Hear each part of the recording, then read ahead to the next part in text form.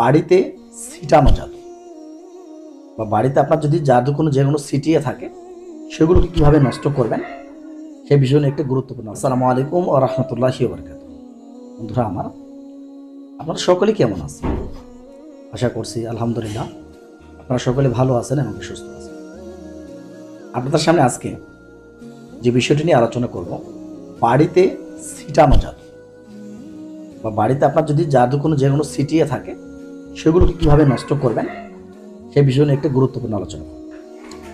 বন্ধুরা আমার, গুরুত্বপূর্ণ একটা বিষয়, যে গুরুত্বপূর্ণ বিষয়টা প্রতিটা রোগীদের পরিবারকে জানতে হবে এবং প্রতিটা নতুন মুদাব্বিরদেরকেও জানতে হবে।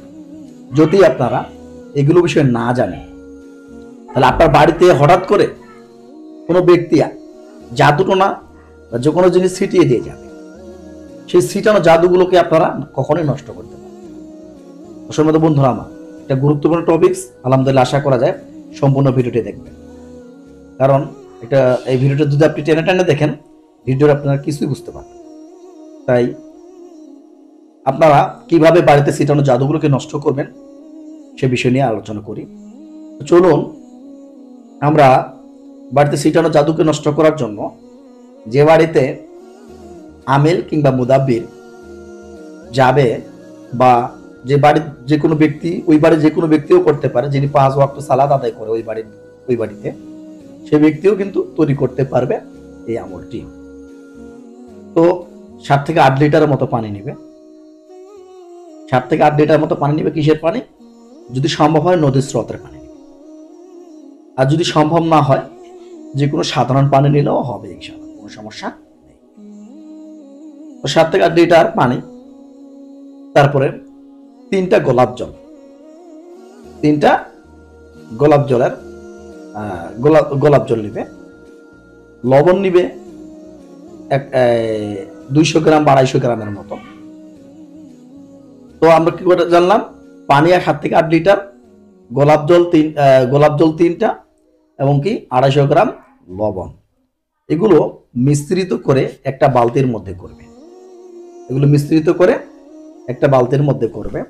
করার পরই এখন আপনারা এগুলো কিভাবে তৈরি করবেন সেগুলো বিষয় নিয়ে আলোচনা করবেন। অবশ্যই যে মুদাব্বির তৈরি করবে বা যে ব্যক্তি তৈরি করবে, অবশ্যই সেই ব্যক্তিকে 2 রাকাত নফল নামাজ পড়াটা উত্তম। সেই ব্যক্তি 2 রাকাত নফল নামাজ পড়ে নেবেন, আয়াতুল কুরসি 3 বার পাঠ করে নিজের শরীরটাকে বন্ধ করে নিয়ে তারপর আমলটি করবে।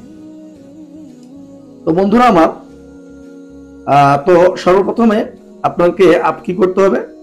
আল্লাহর কাছে ইখলাসের সহিত নিয়ত করতে হবে যে ইয়া আল্লাহ, ইয়া রশিল কারিম, আমি এই বাড়িতে যত প্রকার জাদুটনা রাসর আছে, মানুষের পক্ষ থেকে ছিটানো জাদু, শয়তানের পক্ষ থেকে ছিটানো জাদু, সব জাদুটনাগুলোকে আমি ধ্বংস করার নিয়ত করতেছি। আল্লাহ এই তদবিরের মাধ্যমে যেন ধ্বংস হয়।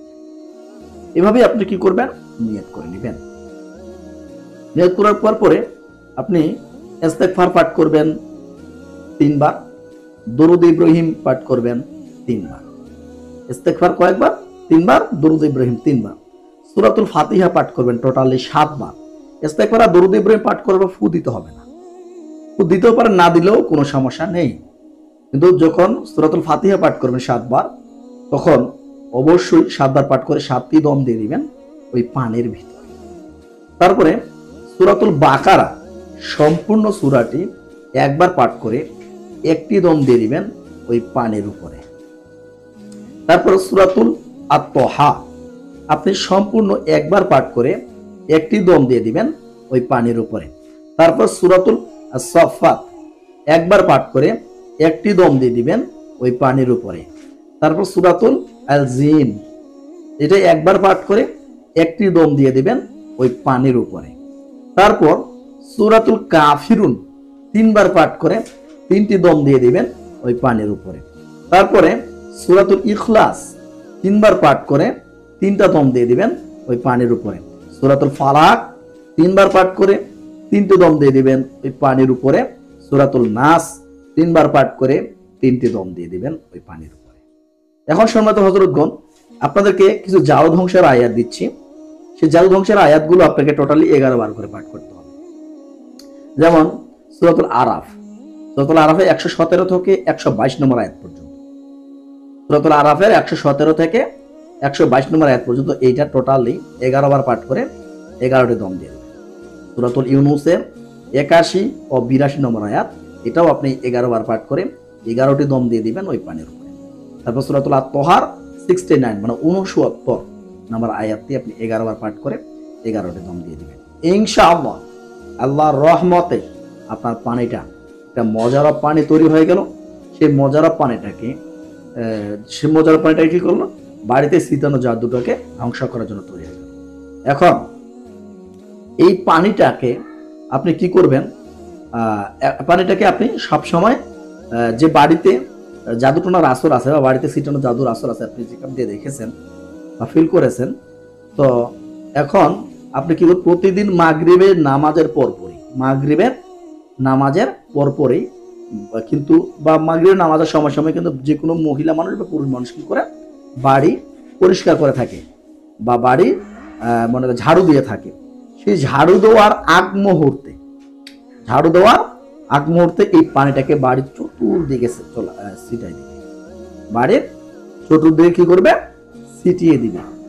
ইনশাআল্লাহ বাড়ির দিকে চতুর্দিকে ছিটিয়ে দিবে। আর তারপর ছিটানোর পরে কিছুক্ষণ পরে বাড়িটাতে ঝাড়ু দিয়ে দিবে ইনশাআল্লাহ।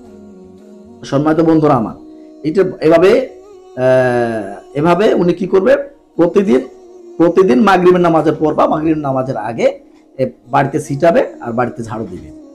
তাহলে আর রুগীটাকে কি করবে, যে রুগী জাদুতে আক্রান্ত বা যারা জাদুতে আক্রান্ত তারা ওই পানি দিয়ে গোসল করবে, গোসল করা পানি সেটা মিশ্রিত করে টোটালি এভাবে তদবিরটাকে চালাবে রুগী 41 দিন পর্যন্ত। আমি আল্লাহর কাছে আশাবাদী বাড়িতে ছিটানো জাদু, ব্ল্যাক ম্যাজিক এবং কি শয়তানের পক্ষ থেকে বা মানুষের পক্ষ থেকে ইনশাআল্লাহ ধ্বংস হয়ে যাবে এবং রোগী সুস্থ হয়ে যাবে।